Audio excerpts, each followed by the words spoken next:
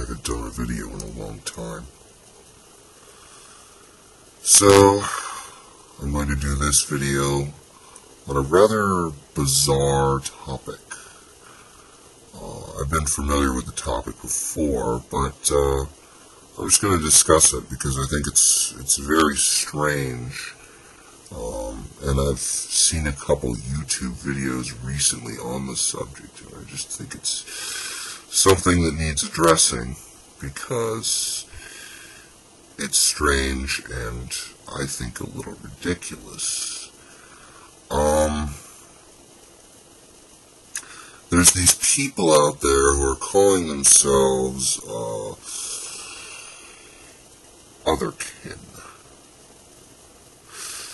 Now, what that essentially means is this is a group of people who believe that in some vague spiritual sense they're not really human.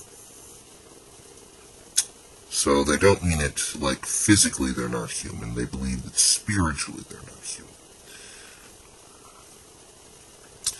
A lot of them explain it through reincarnation. I'm reincarnated from some animal.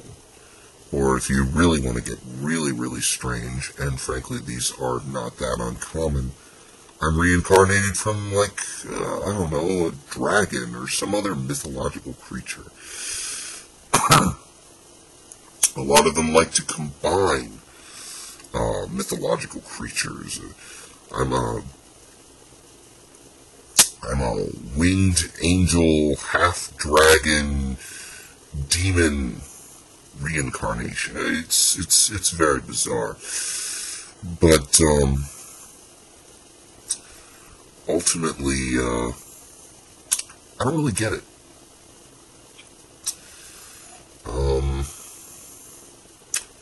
How are you spiritually another animal? What's the evidence? I mean, certainly you can point out human behaviors, and you can point out your own individual behaviors. I suppose you can compare to certain animals in some vague sense. But here's the thing.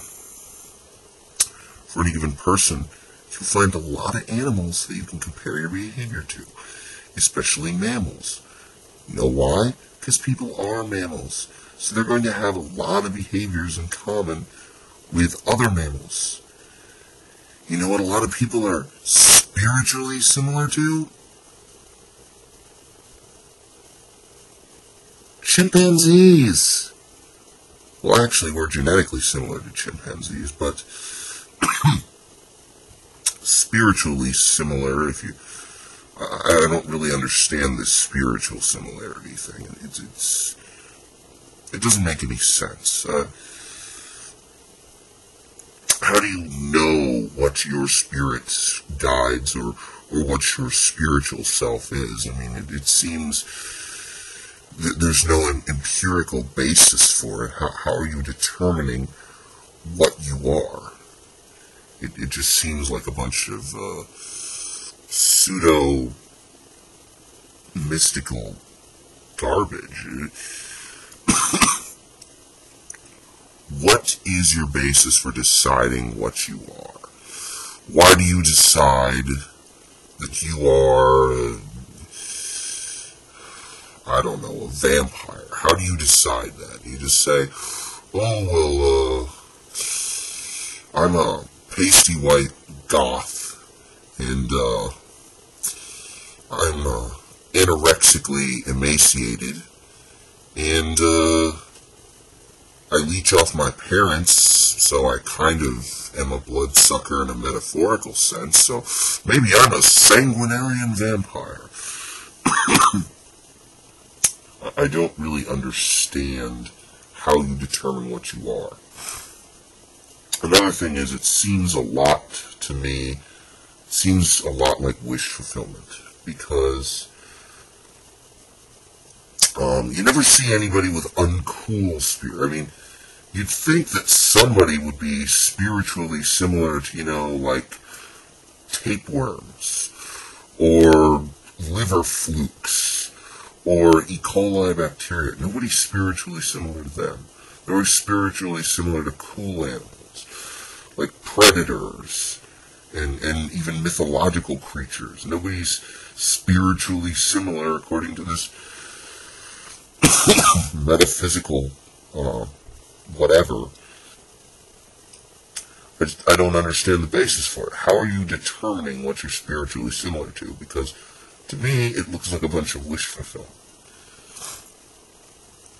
A lot of the people that I've seen that use this,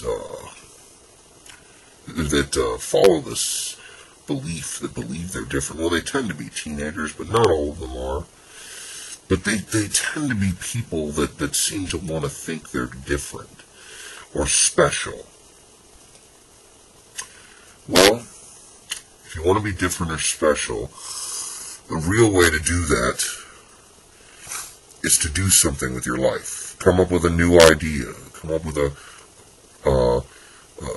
new invention, or hone a skill or talent to the point where you can produce great works of art. Or take a risk and start your own business. Go out there and do something. If you really want to be special, if you really want to make something of yourself, if you really want to be different or unique, that takes effort. That takes coming up with interesting ideas, or doing interesting, risky things, and actually having a unique personality. The anti-conformist movement, I just don't personally get. And this just seems to be another branch of the anti-conformist movement. I mean, I'm looking at it philosophically. I'm not really looking at the beliefs, because I don't think that anybody could possibly take them seriously when they have no empirical basis, and the metaphysics are incredibly shaky. So I'm trying to look at a more broad base.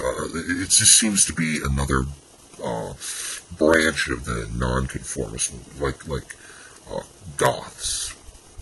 No, I don't think Goths are nonconformist.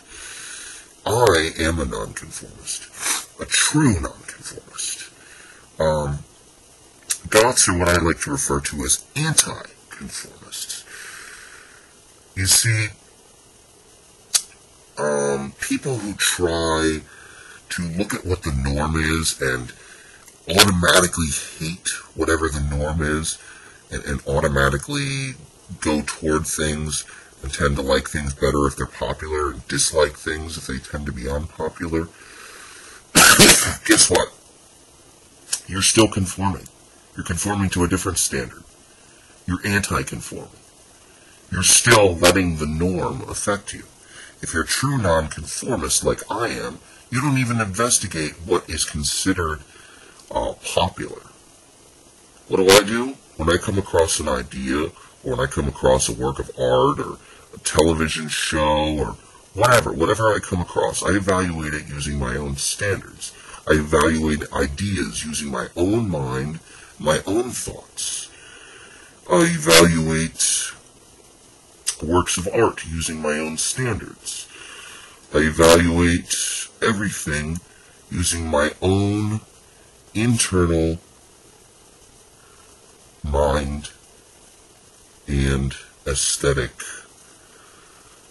awareness. And if the ideas that I happen to fall in line with, if some of them happen to be popular, so what? If I'm the only person in the world that likes a particular thing, or happens to enjoy some particular piece of art, so what? I don't care what other people think. But anyway, this is just kind of a strange rant on a very strange topic. It'd be interesting. You should look into the Otherkin, because it is a very, very bizarre system. And frankly, I'm not even going to bother to dissect it metaphysically, or dissect its spiritual whatever, because it doesn't even seem to be coherent, and it's so obviously a wish fulfillment attempt at nonconformance that I don't even think it warrants a real, strong, rational response. Good day.